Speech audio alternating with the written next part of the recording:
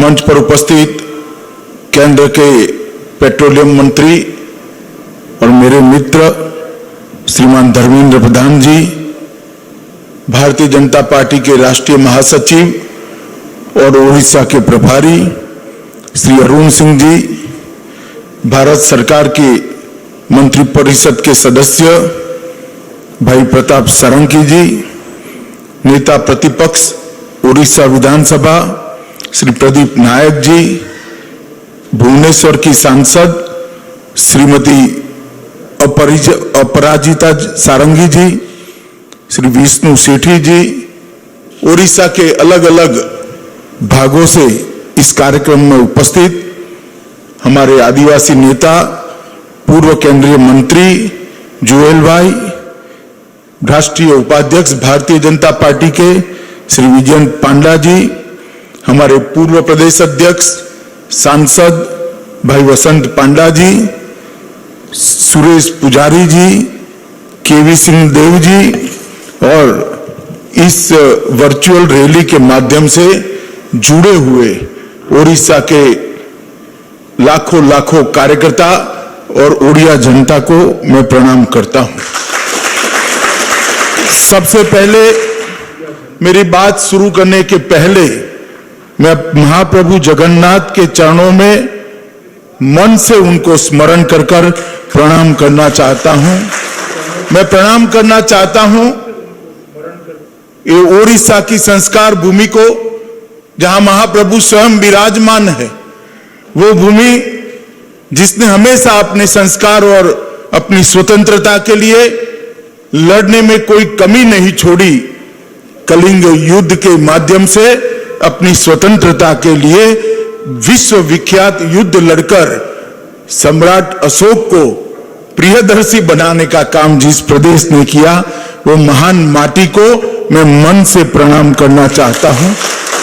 इसके साथ साथ ओडिशा की गौरव गाथा के लिए जिन लोगों ने अपने जीवन काल के अंदर अभूतपूर्व काम किया और ओडिशा को एक सांस्कृतिक गहना, भारत का एक संस्कार का गहना बनाने का काम किया, ऐसे संथा कवि भीमा भोई, बक्सी जगबंधु जी, वीर सुरेंद्र साई जी, उत्कल गौरव मधुसूदन दास जी, परला महाराज कृष्णचंद्र गजपति जी, उत्कल मणि गोपाल बंधु दास जी, महाराज श्री रामचंद्र बंजादेव जी, मां रमा देवी जी, ये सबको याद कर कर मैं भारतीय जनता पार्टी की ओर से आदरांजलि देकर मेरी बात को शुरू करना चाहता हूं। आज ये वर्चुअल रैली, ये जनसंवाद ओडिशा के कार्यकर्ता और ओडिशा की जनता के साथ जो हो रहा है, वो भारतीय जनता पार्टी की एक परंपरा का अभिन्न अंग है। भारतीय जनता पार्टी राजनीति के अंदर सिर्फ सत्ता प्राप्त करने के लिए नहीं आती है। भारतीय जनता पार्टी राजनीति में जब से आई, पहले जनसंघ था, बाद में भारतीय जनता पार्टी बनी, हमारी परंपरा बनी कि हम संगठन के माध्यम से जनसंपर्क करते हैं, जनसंवाद करते हैं, जनता की समस्याओं को जानते हैं और सरकार की योजनाओं को जनता को जानकारी देते हैं। और जब भी हमारी सरकार बनती है, हमें मौका मिलता है, 1 साल समाप्त हो, 2 साल समाप्त हो, 3 साल समाप्त हो, हम हमारा हिसाब किताब लेकर जनता के सामने जाते हैं कि आपने जो जनादेश दिया था, आपकी जो आकांक्षाएं थी, इसकी पूर्ति में इतनी यात्रा आज हमने समाप्त कर दी है।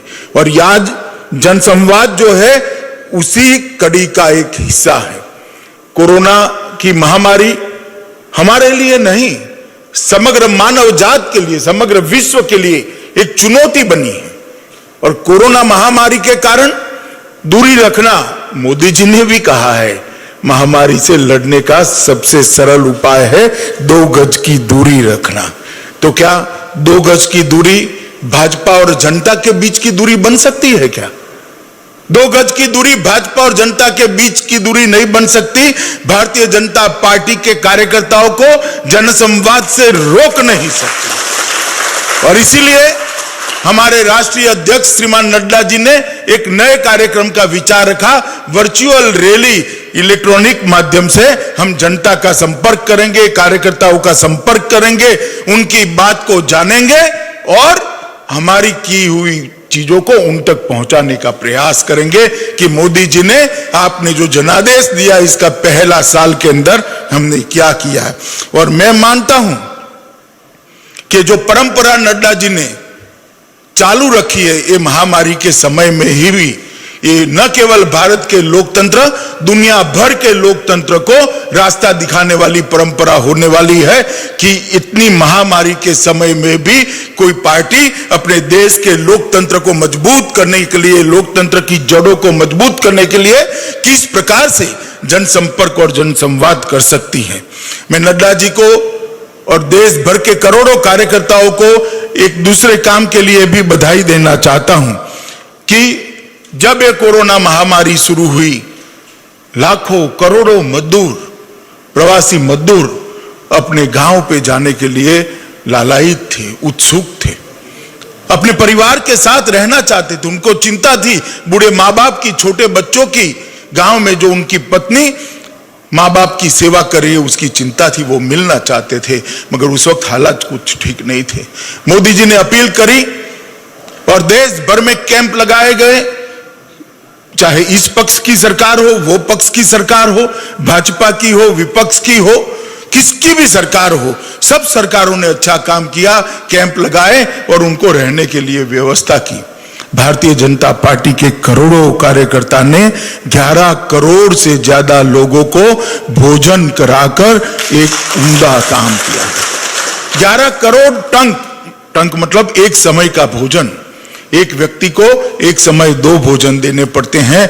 भारतीय जनता पार्टी के कार्यकर्ताओं ने एक कोरोना महामारी के खिलाफ लड़ने के लिए मोदी जी के ऐलान को उठाया, उनके आह्वान को उठाया और लोगों के बीच में जाकर ये करा।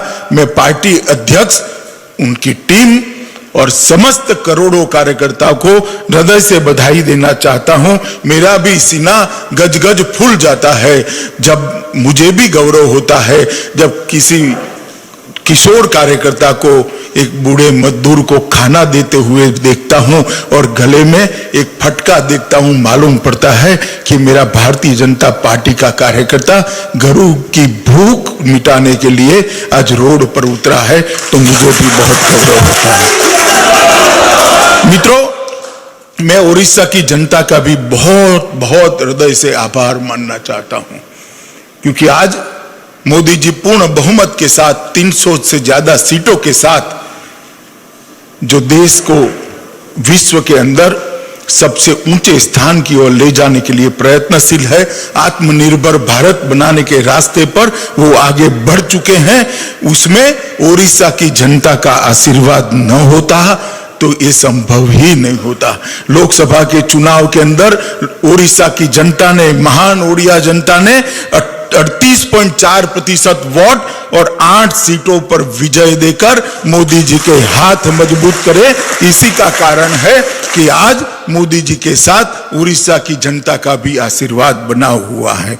20 साल तक मुख्य विपक्षी दल तक बैठी हुई कांग्रेस, सालों तक, दशकों तक शासन करने वाली कांग्रेस को पछाड़कर उड़ीसा भारतीय जनता पार्टी के कार्यकर्ताओं का पराक्रम और ओडिया जनता का आशीर्वाद आज भारतीय जनता पार्टी को वहां प्रमुख विपक्षी दल की मान्यता देकर 8 सांसदों को यहां भेजकर 2 हमारे ओडिया मंत्री जो यहां पर बैठे केंद्रीय मंत्री परिषद में, वो बताता है कि ओडिया जनता का आशीर्वाद हमारे साथ है। 91 लाख से ज्यादा ओडिया भाइयों बहनों माताओं ने नरेंद्र मोदी जी को, भारतीय जनता पार्टी को आशीर्वाद दिया है। मैं ये सबको आश्वस्त करना चाहता हूं कि आपने जो अपेक्षा मोदी जी पर रखी है, भारतीय जनता पार्टी की सरकार से रखी है, हम किंचित मात्र भी पीछे नहीं हटेंगे। उड़ीसा को विकसित राज्य बनाना हमारा कमिटमेंट है, हमारा वादा है और वो वादे की पूर्ति की ओर मोदी जी आगे बढ़ रहे हैं। मित्रों, आज जनसंवाद आपके सामने हो रहा है। ऐसी 75 वर्चुअल रैली के माध्यम से भारतीय जनता पार्टी के सभी नेता, श्री राजनाथ सिंह जी हो, श्री नितिन गडकरी जी हो, राष्ट्रीय अध्यक्ष जी स्वयं हो, अनेक नेता देश की जनता के साथ जनसंवाद करने वाले हैं। मित्रों, मैं मोदी जी की सरकार के 1 साल समाप्त होने के समय आपके सामने उपस्थित हूं, मगर मोदी जी की सरकार के 1 साल को आप आइसोलेशन में अलग से देख नहीं सकते। मोदी जी 6 साल पहले देश के प्रधानमंत्री बने। देश की जनता के आशीर्वाद से 2014 के अंदर एक पूर्ण बहुमत की भारतीय जनता पार्टी की सरकार पहली बार बनी। 30 साल के बाद किसी एक दल को पूर्ण बहुमत देश की जनता ने दिया और नरेंद्र मोदी जी वो सरकार के प्रधानमंत्री बने। तब से शुरू हुई है भारत गौरव की ये गाथा और मोदी जी ने भारत के गौरव को बढ़ाने का काम किया। मोदी जी ने भारत को विश्व के अंदर एक अतुलनीय, एक अप्रतिम स्थान देने का काम किया और आज पूरा दुनिया भारत को गौरव की दृष्टि से देख रही है। इसकी शुरुआत जब हुई, मोदी जी जब नेता चुने गए, उन्होंने कहा था कि मेरी सरकार गरीबों की सरकार होगी, मेरी सरकार आदिवासियों की सरकार होगी, मेरी सरकार दलितों की सरकार होगी। और ये भारतीय जनता पार्टी के नेता है, ये नरेंद्र मोदी जी है, जो बोलते हैं वो करते हैं। मोदी जी ने कहा था कि मेरी सरकार गरीबों की सरकार होगी और देश के 60 करोड़ से ज्यादा गरीब जिनको 2 समय खाना भी नहीं मिलता है, उनको जीवन स्तर को ऊपर लाने के लिए मोदी जी ने ढेर सारे काम करे। सबसे पहला काम मैं गिनाना चाहता हूं, 50 करोड़ लोगों के लिए मोदी जी ने आयुष्मान भारत योजना लाई। 50 करोड़ ऐसे लोग जिनके घर में बीमारी आती थी तो कभी वो सोच नहीं सकते थे कि मेरे पिताजी का कभी ऑपरेशन हो सकता है क्या, मेरे बच्चे का कभी ऑपरेशन हो सकता है क्या।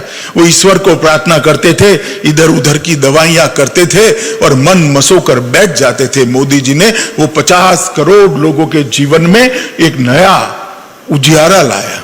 उनको स्वास्थ्य का अधिकार दिया कि जितना अधिकार कोई अरबोपति को है अपने बूढ़े बाप की सेवा करने का, उतना ही अधिकार गांव के दलित और आदिवासी और गरीब को है अपने पिता का और अपने बच्चे का अधिकार करने का। और 5 लाख तक का पूरा खर्चा आज 50 करोड़ लोगों का मोदी सरकार उठा रही है, भाजपा सरकार उठा रही है। और परिणाम यह है कि 3 साल के अंदर देश के लगभग 1 करोड़ गरीबों ने अपने परिवारजनों का ऑपरेशन आराम से एक अच्छे अस्पताल के अंदर कराया है और उनके आयुष्य को अच्छे तरीके से अपने ईश्वर ने जो तय किया है उतना आयुष्य उनका आज हो रहा है। उनको घर तक पहुंचने का सारा खर्चा भारतीय जनता पार्टी की मोदी सरकार दे रही है। गरीबी हटाओ का नारा देने वाली कांग्रेस पार्टी सिर्फ नारा के आधार पर जीती थी। परंपरागत वंशवाद की राजनीति करना, भ्रष्टाचार की राजनीति करना, जातिवाद की राजनीति करना, ये कांग्रेस पार्टी की खासियत रही। तुष्टीकरण की राजनीति करना गरीबों के सामने कांग्रेस पार्टी ने कभी देखा नहीं। जब मोदी जी प्रधानमंत्री बने, देश में 60 करोड़ लोग ऐसे थे जिनके पास परिवार में एक भी व्यक्ति के पास बैंक अकाउंट नहीं था। मोदी जी जन धन योजना लेकर आए, 31 करोड़ लोगों को बैंक अकाउंट खोलने का सौभाग्य प्राप्त हुआ। कांग्रेस हमारा मखौल उड़ाती थी कि क्या करोगे अकाउंट खोलकर, गरीब के पास पैसा कहां है। मैं आज उनको कहना चाहता हूं कि मोदी जी ने 51 करोड़ लोगों के बैंक अकाउंट के अंदर 53 करोड़ से ज्यादा पैसा डायरेक्ट डीबीटी से पहुंचा है, बिचौलियों के बगैर पहुंचा है। कांग्रेस पार्टी के प्रधानमंत्री कहते थे 1 रुपया भेजते हैं 15 पैसा गरीब के पास पहुंचता है। मैं आज गर्व से कहता हूं कि हम दिल्ली से 1 रुपया मोदी जी भेजते हैं, पूरा का पूरा रुपया गरीब के बैंक अकाउंट के अंदर जाता है। 31 करोड़ लोगों के घर में बैंक अकाउंट पहुंचाने का काम किया। 8 करोड़ माता, धर्मेंद्र प्रधान यहां बैठे हैं, वही पेट्रोलियम मंत्री थे, अभी भी वही पेट्रोलियम मंत्री है। 8 करोड़ गरीब माताओं के जीवन से मोदी जी ने धुएं को गायब करने का काम किया।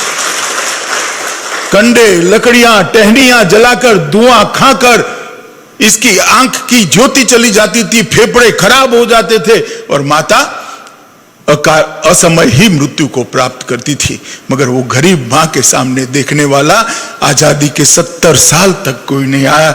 गरीब घर के बेटे चाय बेचने वाले के बेटे नरेंद्र मोदी जी जब देश के प्रधानमंत्री बने, उन्होंने उज्ज्वला योजना से 8 करोड़ गरीब माताओं को गैस का सिलेंडर देने का काम किया और आज उनका जीवन अच्छे से गुजर रहा है। 2.5 करोड़ से ज्यादा लोग ऐसे थे जिन्होंने 70 साल की आजादी के बाद कभी बिजली नहीं देखी थी, घर में बिजली नहीं थी, लालटेन जला करती थी, दिए जला करते थे और कभी इसमें डालने के लिए तेल भी नहीं होता था, तो अंधेरे के अंदर जीवन व्यतीत करते थे।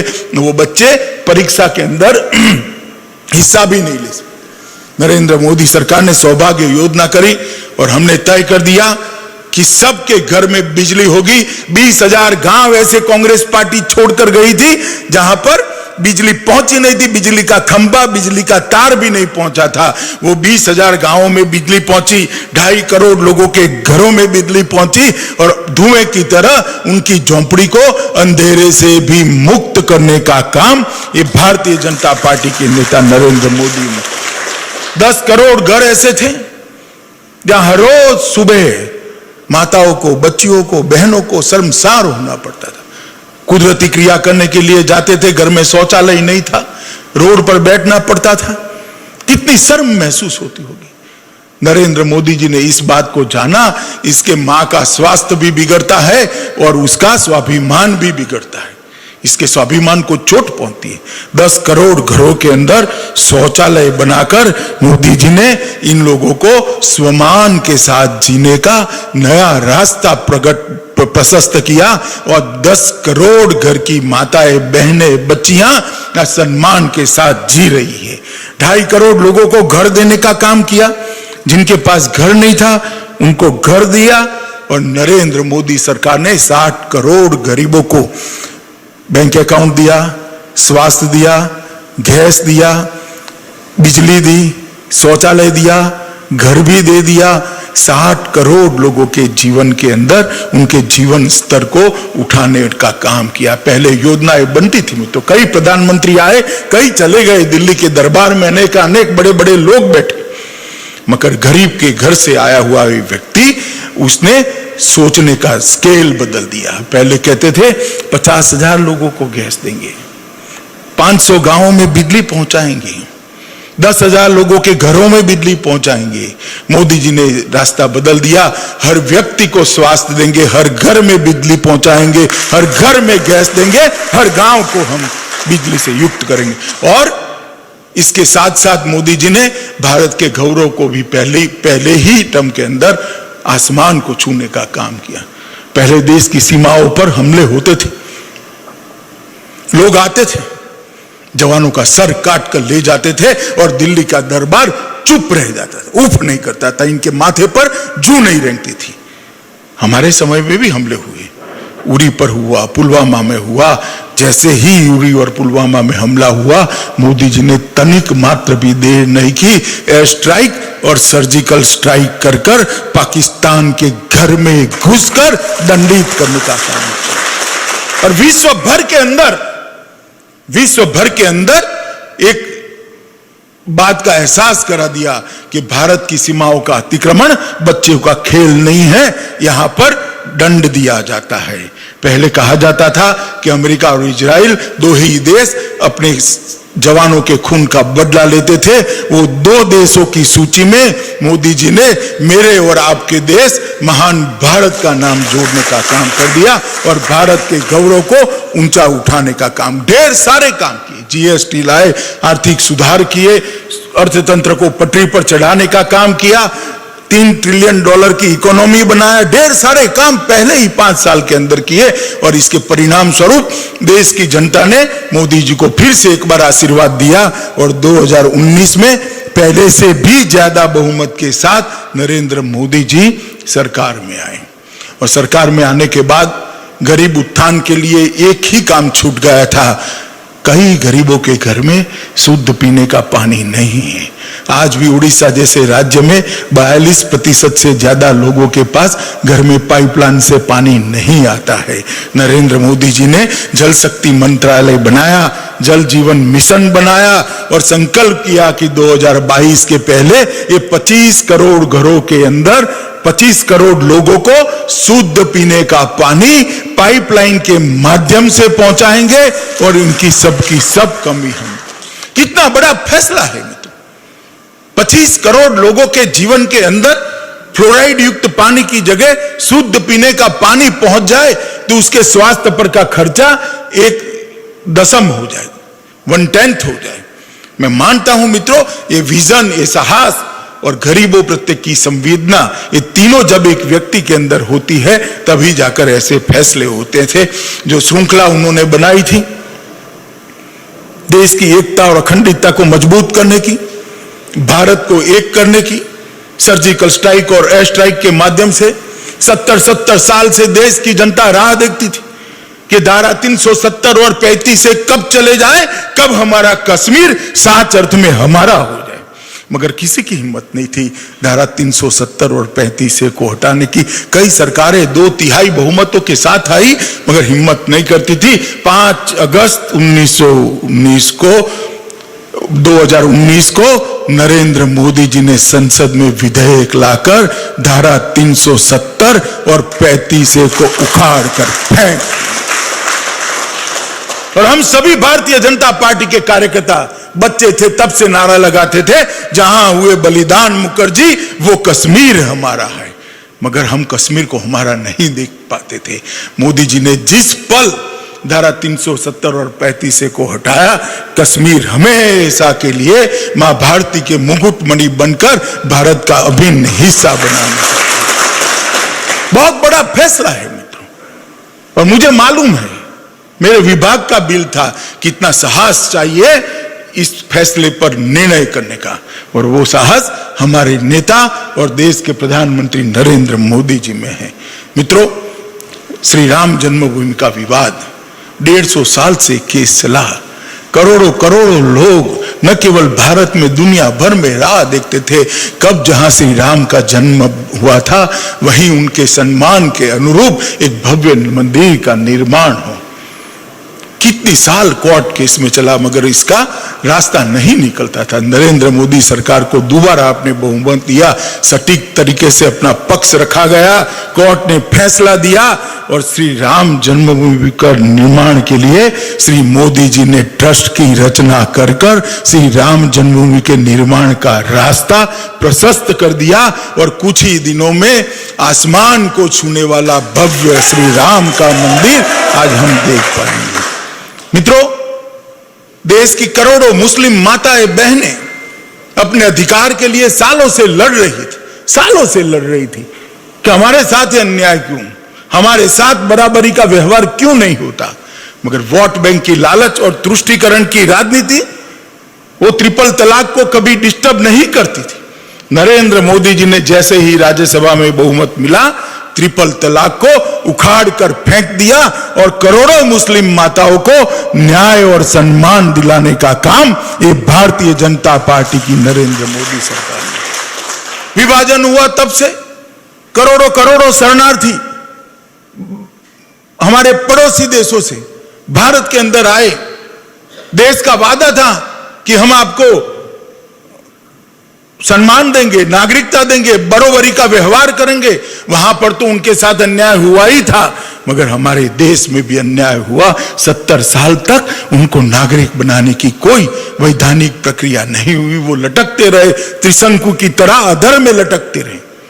नरेंद्र मोदी सरकार आई, सिटीजनशिप अमेंडमेंट एक्ट आया और वो करोड़ों शरणार्थियों को आज भारत के नागरिक बनने का सम्मान ये भारतीय जनता पार्टी की नरेंद्र मोदी सरकार ने दी। मित्रों, जब चुनाव होता था मैं राहुल बाबा को देखता था, मीडिया भी उनको बहुत दिखाती, तो राहुल बाबा गरज कर बोलते थे, किसानों के ऋण माफ कर दीजिए, किसानों के ऋण माफ कर दीजिए, किसानों के ऋण माफ कर दीजिए। अरे भाई, मैं पूछना चाहता हूं ये सारी कांग्रेसी जमात को कि आपने किसानों का कितना ऋण माफ किया, जरा बताइए। 10 साल में 3.5 करोड़ किसानों का 60,000 करोड़ रुपया, इसका भी हिसाब किताब नहीं है, फिर भी मैं मान लेता हूं 60,000 करोड़ रुपया आपने माफ किया था। नरेंद्र मोदी जी ने किसान सम्मान निधि लाकर 9.5 करोड़ किसानों के बैंक अकाउंट में 72,000 करोड़ रुपया डालने का, और एक बार नहीं हुआ है, हर साल 6,000 रुपया गरीब किसान के खाते में जाएगा, बड़े किसान के खाते में जाएगा, मझले किसान के खाते में जाएगा। आपने तो सिर्फ 60,000 करोड़ रुपया एक बार किया था, 3.5 करोड़ किसानों का किया था। हम 9.5 करोड़ किसानों को हर साल 6,000 रुपया देंगे, और ये किसानों को नरेंद्र मोदी जी ने दी हुई बहुत बड़ी सौगात है। मित्रों, दुकानदार, असंगठित क्षेत्र, श्रमिकों को पेंशन की योजना, व्यापारी कल्याण बोर्ड का गठन कर छोटे और मझले व्यापारियों के कल्याण की व्यवस्था करना, और तीनों सेनाओं के बीच में संकलन हो, इसलिए CDS की रचना करने का काम भी भारतीय जनता पार्टी की नरेंद्र मोदी सरकार ने की। मित्रों, जब कांग्रेस की सरकार थी, मनमोहन सिंह जी प्रधानमंत्री थे, उन्होंने RCEP की नेगोशिएशन की शुरुआत की थी।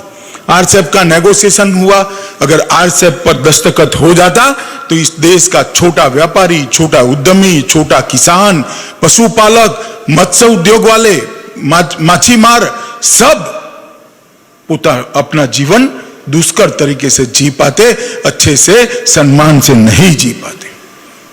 परंतु नरेंद्र मोदी जी को यह मालूम था कि RCEP पर सिग्नेचर करने का, RCEP में शामिल होने का परिणाम क्या हुआ है। उन्होंने RCEP की मीटिंग के अंदर कहा कि देश गांधी का देश है, मैं गरीब किसान, छोटे मजदूर और मेरे मछुआरे भाइयों को दगा नहीं कर सकता, उनके हित की मुझे सोचनी होगी, और इसलिए मेरी आत्मा इस पर सिग्नेचर करने का, इस पर दस्तखत करने का अनुमति नहीं देती है। और हम RCEP से बाहर हुए, और आज हर छोटा व्यापारी, छोटा MSME का उद्यमी आज अपने आप को बचा हुआ महसूस कर रहा है। ऐसे बड़े बड़े फैसले मोदी जी ने 5 साल के अंदर लिए। आदिवासी भाइयों को मुख्य धारा में लाने के लिए लगभग 400 नए एकलव्य रेसिडेंशियल स्कूल बनाने की शुरुआत की, और आदिवासियों के लिए भी ढेर सारे काम किए, दलितों के लिए भी ढेर सारे काम किए, जो मछुआरे हैं इनके लिए अलग डिपार्टमेंट की रचना करने का काम किया, और ढेर सारी सुविधाएं उनके लिए भी करी। ये सरकार 5 साल और 1 साल 6 साल के संपुट के अंदर गरीब, किसान, आदिवासी, दलित, छोटा व्यापारी, मझला उद्योगपति, छोटा उद्यमी, इस सब के लिए अनेक नए रास्ते खोले हैं, और एक कठिन काल के अंदर नरेंद्र मोदी सरकार इनके बड़े भाई की भूमिका निभाते हुए आगे बढ़ रही है। मित्रों, मैं कोरोना की भी बात जरूर करना चाहूंगा। कोरोना एक वैश्विक महामारी है, पूरी दुनिया के बड़े बड़े देश इसके सामने ध्वस्त होकर पड़े हैं। जब हमारे यहाँ कोरोना पहुंचा, तब मोदी जी ने कोरोना के खिलाफ अजीब प्रकार की लड़ाई लड़ी। आजादी के बाद कई महामारियां आई, कई कुदरती आपदाएं आई। आमतौर पर देखा गया कि कुदरती आपदाओं और महामारी के खिलाफ सरकारें लड़ा करती थी।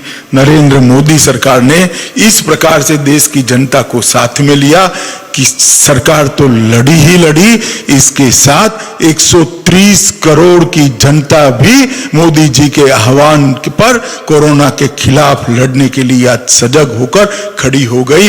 इसी का परिणाम है कि आज हम दुनिया में बहुत अच्छी तरीके से ये लड़ाई को लड़ रहे हैं। सबसे पहले मोदी जी ने जनता कर्फ्यू का ऐलान किया। मैंने मेरे जीवन में पहली बार देखा कि किसी एक नेता के आह्वान पर, एक प्रधानमंत्री के आह्वान पर कोई भी पुलिस को कुछ नहीं करना पड़ा। देश के 130 करोड़ लोग अपने घर के अंदर बंद रहे और देश के अंदर जनता कर्फ्यू हो गया। जब भी महामारी के खिलाफ लड़ने के तरीकों का इतिहास लिखा जाएगा, ये जनता कर्फ्यू को सुवर्ण अक्षर से, स्वर्णिम अक्षर से लिखना पड़ेगा, चाहे लिखने कोई भी बैठे। इसके बाद दिया जलाना, इसके बाद घंटी बजाना, थाली बजाना, कोरोना के योद्धाओं का सम्मान करना। और मित्रों, जब तीनों सेना के जवान कोरोना के वॉरियर्स को पुष्प वर्षा कर सम्मान कर रहे थे, जो नर्स बहन है, जो डॉक्टर है, जो पैरा मेडिकल स्टाफ है, जो पुलिस के जवान है, सबकी आंखों में आंसू मैंने देखे हैं कि देश की तीनों सेना आज हमारे समर्पण भाव का, हमारे सेवा भाव का सम्मान कर रही है। और मित्रों, मैं मानता हूं कि किसी संवेदनशील हृदय से ही इस प्रकार के काम, इस प्रकार से कार्यक्रम निकल सकते हैं। और इसी ने 130 करोड़ लोगों को इकट्ठा किया और एक राष्ट्र, एक जन, एक मन के मंत्र को साकार करते हुए हम कोरोना के खिलाफ लड़े और आज विश्व की तुलना में हम बहुत अच्छी स्थिति में। प्रवासी मजदूरों का जरूर जिक्र करूंगा मैं कि उड़ीसा से साथ में बात कर रहा हूं। बहुत सारे उड़िया भाई, लगभग 3 लाख से ज्यादा उड़िया भाई अलग अलग क्षेत्रों में से वापिस उड़ीसा पहुंचे। उनको तकलीफ जरूर पहुंची, मैंने भी देखा है दृश्य। इसका दुख भी है, हम सबको भी, हमारे प्रधानमंत्री जी को भी है, मगर उनकी तकलीफ से ज्यादा उनकी सुरक्षा थी। मोदी जी ने 1 मई को श्रमिक ट्रेन चालू किया। सारे कैंपों से राज्य सरकार की एसटी बसें, सिटी बसें उनको रेलवे स्टेशन पर पहुंचाई। राज्य सरकारों ने इसके रेलवे के भाड़े का खर्चा उठाया। रेलवे ने उनको भोजन और पानी दिया। रेलवे स्टेशन पर जैसे ही उतरे, राज्य सरकार की बसों उनको क्वारंटाइन सेंटर के अंदर ले गई, अपने गांव में ले गई, जिलों में ले गई, उनको वहां खाने पीने की व्यवस्थाएं करी। और वो व्यवस्था के साथ साथ सबने उनको 1-1 हजार रुपया, 2-2 हजार रुपया, उड़ीसा सरकार ने शायद 2 हजार रुपया जो जो निकले वो सभी को दिया है। इसकी चिंता केंद्र और राज्य दोनों ने मिलकर बहुत अच्छे तरीके से की है और इसी का परिणाम है कि 1.25 करोड़ लोग अपने घर के अंदर अपने बीवी, बच्चे और बूढ़े माँ बाप के साथ सलामत तरीके से पहुंचे हैं। और आज कुछ वक्रदृष्टा लोग हैं, जो विपक्ष के लोग हैं, वो जब सवाल उठाते हैं, मैं उनको पूछना चाहता हूं, भैया हमारी तो कहीं चूक भी हुई होगी, मगर निष्ठा हमारी बरोबर थी, हमारी गलती हो ही होगी, हम कहीं कम पड़ गए होंगे, कुछ नहीं कर पाए होंगे, मगर आपने क्या किया? कोई स्वीडन में बात करता है अंग्रेजी में देश के कोरोना से लड़ाई लड़ने के लिए, कोई अमेरिका में बात करता है। आपने क्या किया? इसका हिसाब तो देश की जनता को दो जरा।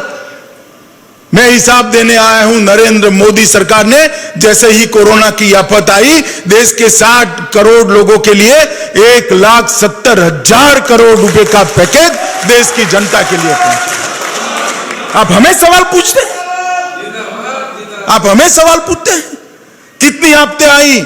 इंटरव्यू के अलावे कांग्रेस पार्टी ने कुछ नहीं किया था। ये भारतीय जनता पार्टी की नरेंद्र मोदी सरकार है जिसने 1,70,00,000 रुपया लोगों को पहुंचाने का काम किया है। और मैं बताना चाहता हूं ओडिया वासियों, मैं बताना चाहता हूं ओडिशा के कार्यकर्ताओं को, घर घर जाकर ये बात पहुंचाइए। किसान सम्मान निधि 36.5 लाख ओडिशा के किसानों को 725 करोड़ रुपया भारतीय जनता पार्टी की सरकार ने सीधा इनके बैंक अकाउंट के अंदर आज तक पहुंचाया है। महिला जनधन खाते लगभग 40 लाख गरीब महिलाओं को 593 करोड़ रुपया पहुंचाने का काम भारतीय जनता पार्टी की सरकार ने किया है। सामाजिक सुरक्षा पेंशन, दिव्यांगजन, बूढ़े, इस सबको, और विधवा त्यक्ता बहनें, इस सबको 3 करोड़ लोगों को 20 लाख अकाउंट में, मैं सिर्फ ओडिशा का आंकड़ा बताता हूं, 20 लाख लोगों को 206 करोड़ रुपया पहुंचाने का काम किया है। कंस्ट्रक्शन वर्कर को 418 करोड़ रुपया, 18 करोड़ रुपया पहुंचाया। 28 लाख लोगों को उज्ज्वला योजना के 3 गैस के सिलेंडर फ्री देने का काम किया, 2 दिए जा चुके हैं। 47 लाख उड़ीसा की महिलाओं को 1100 करोड़ रुपए के गैस के सिलेंडर हमने फ्री ऑफ कॉस्ट देने का काम किया। कुल 1.71 लाभार्थियों को 3,000 करोड़ रुपया भारतीय जनता पार्टी की सरकार ने सिर्फ ओडिशा के गरीबों को पहुंचाया है। और देश भर में 51 करोड़ लोगों को 53,000 करोड़ रुपया पहुंचाने का काम ये भारतीय जनता पार्टी ने किया है। मित्रों, पीडीएस के माध्यम से लगभग 1461 करोड़ रुपए का अनाज गरीब लोगों को पहुंचाया है। और पहला उड़ीसा जैसे राज्यों में एक बहुत बड़ी दिक्कत थी, माँ बाप घर में थे, पत्नी घर थी, बच्चे घर थे और पति कहीं सूरत, कहीं मुंबई, कहीं बेंगलुरु काम करता था। उसको महंगे भाव से, महंगे दाम का अनाज लेना पड़ता था। हमने एक व्यक्ति एक रेशन कार्ड, एक देश एक रेशन कार्ड, ये योजना लाकर आज वो अपने हिस्से का अनाज सूरत से उठाएगा, अपने हिस्से का गेहूं, चावल, दलहन सूरत से उठाएगा और परिवार को भी अपने हिस्से का उड़ीसा में मिल पाएगा। इस प्रकार की व्यवस्था ये भारतीय जनता पार्टी की नरेंद्र मोदी सरकार की। डीएमएफ से उड़ीसा के लिए लगभग 2012 करोड़ रुपया हमने मंजूर किया, जो बुनियादी सुविधाएं बनाने के लिए है। जिले की अस्पतालों के अंदर ऑक्सीजन सिलेंडर, वेंटिलेटर, उनकी दवाइयां ये लाने के लिए खर्च हुआ। एनडीआरएफ से 118 करोड़ रुपया गया। और अभी धर्मेंद्र भाई ने बताया, जब साइक्लोन आया, अम्फान आया, अपनी जान को जोखिम में डालकर नरेंद्र मोदी जी ओडिया वासियों के साथ चट्टान की तरह खड़े दिखे, चट्टान की। और 500 करोड़ रुपया प्राथमिक रूप से, अभी तो एक टीम गई है, उसकी रिपोर्ट आने के बाद देखेंगे क्या आता है, परंतु 500 करोड़ रुपया मोदी जी ने उड़ीसा को पहुंचाने का काम किया। मित्रों, उड़ीसा के अंदर लगभग 210 ट्रेनों से 3 लाख लोगों को पहुंचाने का काम करा। मैं मानता हूं देश की सभी राज्य सरकारों ने अच्छा काम किया है, केंद्र सरकार ने इनका सहयोग किया है। मोदी जी ने 5-5 बार इनसे वीडियो कॉन्फ्रेंस कर बात करी है, सबका मन जानने का प्रयास किया है, सबके सुझाव लेने का प्रयास किया है और इस सुझावों को एक माला में पिरोकर उड़ीसा हो, बंगाल हो, चाहे केरल हो, इस सुझावों को हमने माला में पिरोकर पक्षा पक्षी से ऊपर उठकर एक कोरोना के खिलाफ संयुक्त लड़ाई लड़ने का काम ये भारतीय जनता पार्टी की सरकार ने किया है। मित्रों, ये 6 साल के अंदर हमने बहुत सारा काम किया है, मगर मैं इतना बताना चाहता हूं कि देश भर में ये 6 साल में मोदी जी ने सबसे ज्यादा काम किया है। मगर उड़िया वासियों को मैं बताना चाहता हूं कि उड़ीसा के लिए हमने सबसे ज्यादा काम करा है। और मैं आज इस जनसंवाद के माध्यम से उड़ीसा की राजनीतिक दलों को कहने आया हूं कि 70 साल का हिसाब लेकर आ जाइए। मेरे युवा मोर्चे का कार्यकर्ता चर्चा के लिए तैयार है। किसी भी प्रधानमंत्री ने उड़ीसा के लिए नरेंद्र मोदी जी जितना काम किया हो तो आप हमें बता दीजिए। हमारे पास इसका अकाउंट है। मित्रों, कांग्रेस पार्टी हमेशा बात करती है उड़ीसा की। जब कांग्रेस की सरकार थी, सोनिया मनमोहन की सरकार थी, 79,000 करोड़ रुपया 5 साल के अंदर आपने दिया था 13वें वित्त आयोग के अंदर, 79,000 करोड़ रुपया। और नरेंद्र मोदी सरकार ने 14 से 19 के बीच में 79,000 करोड़ से बढ़ाकर 2,11,510 करोड़ रुपया देने का काम। इसके अलावे केंद्रीय योजनाओं में 1,03,000 करोड़, पेट्रोलियम में 1,37,000 करोड़, खानों की ई नीलामी से इनके खान के जीवन काल में 71,000 करोड़, कैंपा फंड 5,900 करोड़, जिला खनिज निधि 10,000 करोड़, राज्य एसडीआरएफ के अंदर हमने 4,783 करोड़ दिया। कुल मिलाकर उड़ीसा को जब कांग्रेस सरकार 79,486 करोड़ देती थी, भाजपा सरकार ने, नरेंद्र मोदी जी ने उड़ीसा को 5 साल के अंदर 5,52,109 करोड़ रुपया देने का काम ये भारतीय जनता पार्टी की सरकार ने। मोदी जी ने चुनाव के वक्त कहा था कि पश्चिम और पूर्व के बीच में एक विकास की खाई बनी है। भारत माता की दोनों बाजू, चाहे पश्चिम की हो या पूर्व की हो, दोनों एक समान होनी चाहिए। पूर्वी भारत के विकास पर विशेष ध्यान देना होगा। और मोदी जी के शब्द कभी कोरे वादे नहीं होते हैं।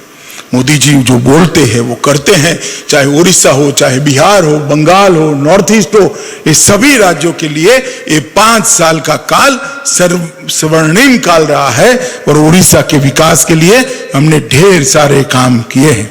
मित्रों, अभी जो 20 लाख करोड़ का पैकेज लेकर मोदी जी आए, इसमें भी उड़ीसा को ढेर सारा फायदा होने वाला है। माइक्रो फूड एंटरप्राइज के लिए 10,000 करोड़ की योजना है। इसमें गंजाम से केवड़ा, कोरापुट से अदरक और कन्नमाल की हल्दी, ये तीनों शामिल किए गए हैं। 15 लाख से ज्यादा समुद्री और अंतर्देशीय मछुआरे हैं। पीएम मत्स्य संपदा योजना जो 20,000 करोड़ की है, इसका सबसे बड़ा फायदा उड़ीसा को होने वाला है। 3.91 लाख एमएसएमई है, 3,91,000 एमएसएमई के लिए लगभग 3 लाख करोड़ की लोन का गारंटी भारत सरकार ने लिया है और इसका फायदा भी उड़ीसा को बहुत बड़ा होने वाला है। नाबार्ड के माध्यम से जो आपातकालीन कार्यशील पूंजी दी है, इसका भी फायदा उड़ीसा को बहुत होने वाला है।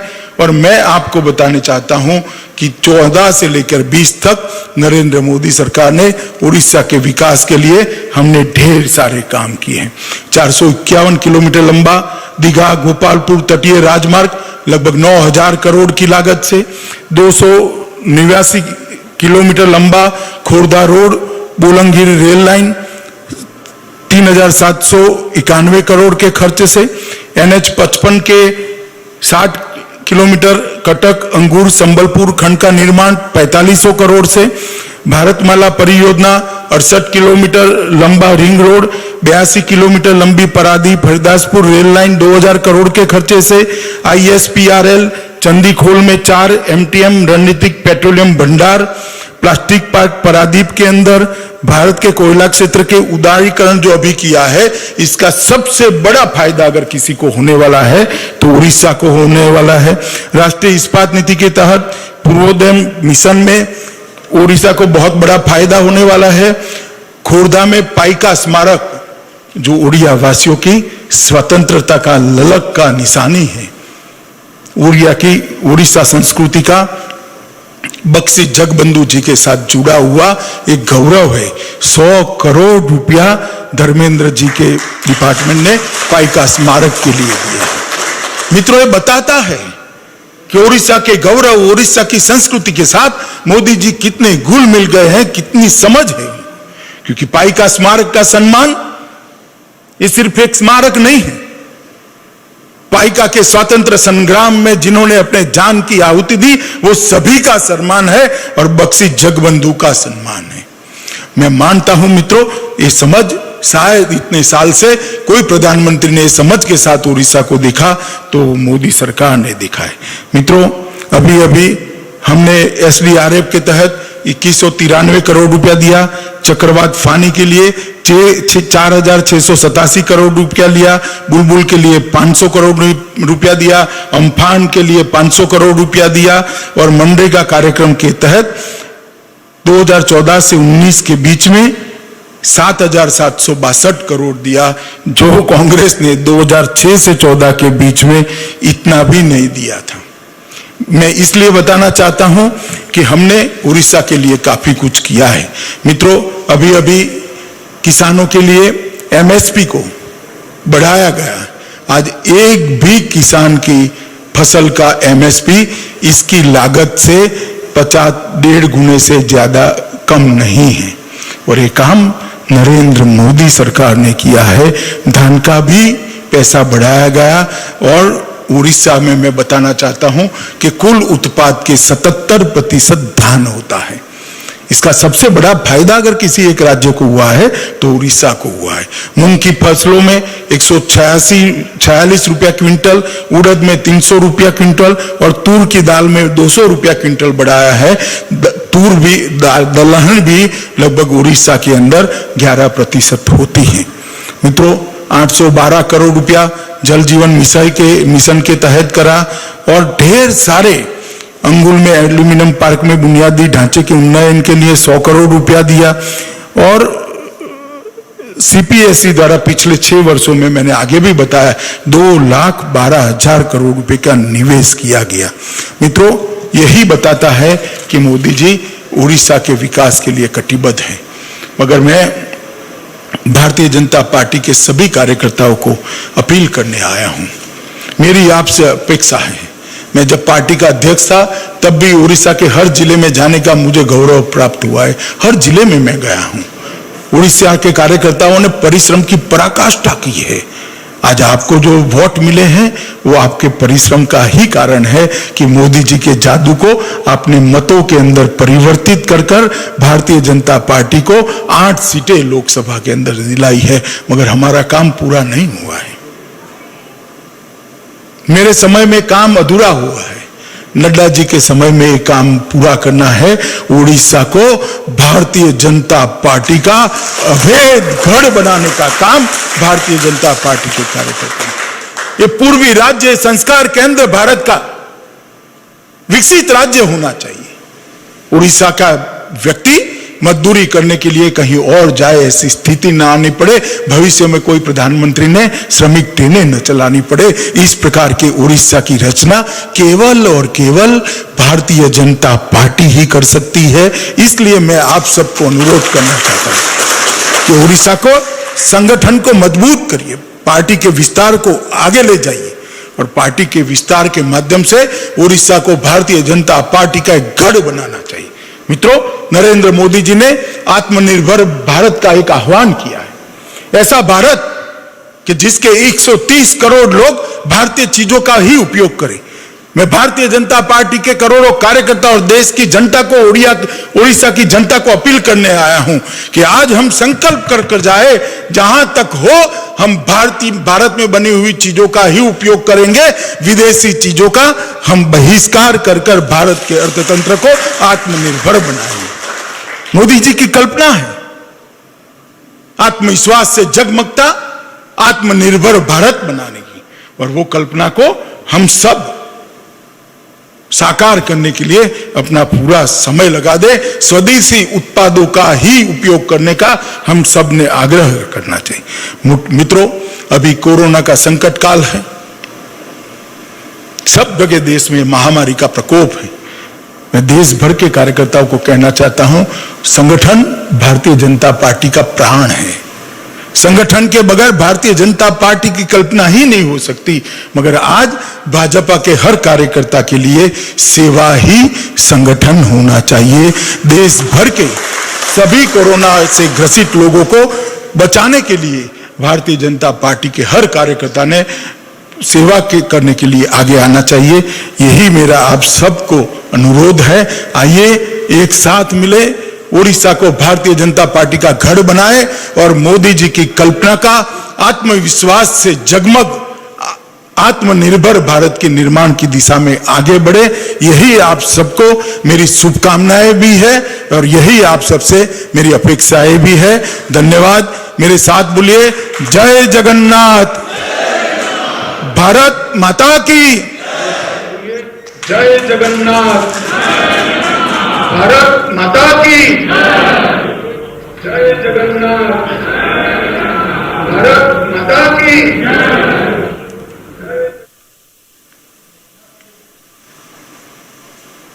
महोदय, आपण आज जो आह्वान देइचंती ओडिशा प्रदेश को, ओडिशा प्रदेश कार्यकर्ता को आत्मनिर्भर भारत पई एवं एटी संगठन शक्ति को शीर्ष में पहुंचाइबा पई भारतीय जनता पार्टी ओडिशा प्रदेश तरफ आमे आपण को एक कथा जनाऊँ जे आमे समस्ते भारतीय जनता पार्टी ओडिशा प्रदेश समस्त कार्यकर्ता, तृणमूल स्तर पर्यंत समस्त कार्यकर्ता जीवन शेष रक्त बिंदु थिबा पर्यंत आह्वान को कार्यकारी करने आगु को नब एति भारतीय जनता पार्टी तरफ ओडिशा प्रदेश तरफ आमे आपण को जनइबा चाहूँ।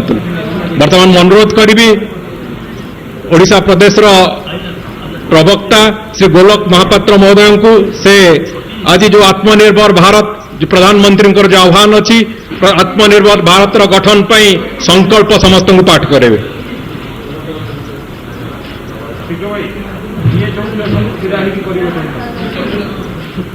समस्त को नमस्कार।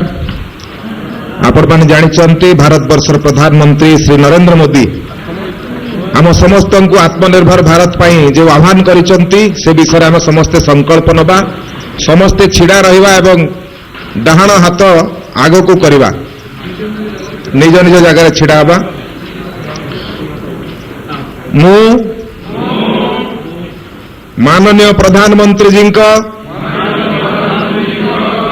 आह्वान क्रमे आत्मनिर्भर भारत लक्ष्य पूरण पाई संकल्प नेउछि मु जड़े भारतीय जनता पार्टी रा कार्यकर्ता भावे भारतर राष्ट्रीय एकता गणतंत्र समतामूलक समाज सर्वधर्म समभाव मूल्यबोध आधारित राजनीति प्रति मोर निष्ठा रखिबा सहित एहाकू आहुरी आगकू बढ़ाइबी मु देशर उत्पादित स्थानीय सामग्रीर प्रस्तुति को प्रोत्साहन देबाकू मोर परम लक्ष्य रूपे ग्रहण करिबी मु यथासंभव स्थानीय उत्पादित सामग्री किनिबी मु कोविड महामारी विरुद्ध रे लड़िबा पाई सामाजिक सचेतनता स्वास्थ्य स्वच्छता अभियान को आहुरी आग को बढ़ाइबी भारत माता की जय।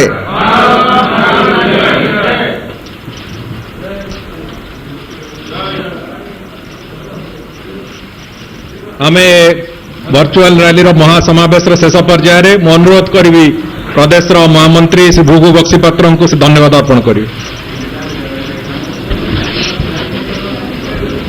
देशर यशस्वी प्रधानमंत्री श्री नरेंद्र मोदी नेतृत्व में गत 6 वर्ष धरी ओडिशार विकास रे जो हाथ से बढ़ाई ओडिशा प्रदेश गत किछि दिन पूर्व जो सर्वे होइथिला भारत वर्षर 95% ओडिशार लोक सबुठारु अधिक लोकप्रिय प्रधानमंत्री भाव में बाछिचंती। आज ओडिशार जनसंवाद मंचरु आमे समस्ते प्रधानमंत्री श्री जे नरेंद्र मोदी को आमर कृतज्ञता ज्ञापन करुछु। केंद्र सरकारंकर स्वराष्ट्र मंत्री ओडिशा को बारंबार आसीथिबा श्रीयुक्त अमित शाह आज जो उद्बोधन आम सामने रखिछंती ओडिशावासी को एवं विशेषकर भारतीय जनता पार्टी कर्मकर्ता को आज आहुरी अधिक प्रोत्साहन देव भारतीय जनता पार्टी नेतृत्व में ओडिशार विकास काम लगिबा पाई धन्यवाद जनइबु। आमे आमर नेता नुआ ओडिशा गठन करिवार जे नेतृत्व नौचंती केंद्र सरकार यशस्वी मंत्री श्रीयुक्त धर्मेंद्र प्रधान को अहरह ओडिशार विकास नेतृत्व रे आम समस्त को एकाकी करने हेतु केंद्र सरकार मंत्री श्रीयुक्त प्रताप षडंगी आम समस्त को मार्गदर्शन देउथबा केंद्र सरकार केंद्रर भारतीय जनता पार्टी साधारण संपादक आमर प्रभारी श्रीयुक्त अरुण सिंह महोदय को धन्यवाद दौचु जार नेतृत्व रे आज ओडिशा भारतीय जनता पार्टी आगेबार काम लगी नवनिर्वाचित आमर सभापति श्रीयुक्त समीर महांती को विधायक दल नेता श्रीयुक्त प्रदीप नायक विरोध दल उपनेता श्रीयुक्त विष्णु सेठी भुवनेश्वर सांसद श्रीमती अपराजिता षडंगी सांसद श्रीयुक्त जुएल राम श्रीयुक्त सुरेश पुजारी श्रीयुक्त बसंत पंडा पूर्वतन सभापति श्रीयुक्त केवी सिंहदेव श्रीयुक्त मनमोहन सामल राष्ट्रीय उपाध्यक्ष श्रीयुक्त बैजयंत पंडा एवं विभिन्न जगार नुआपड़ा बालेश्वर बरहमपुर बरगढ़ ढेंकानाल अनुगुल सुंदरगढ़ संबलपुर झारसुगुड़ा ठारे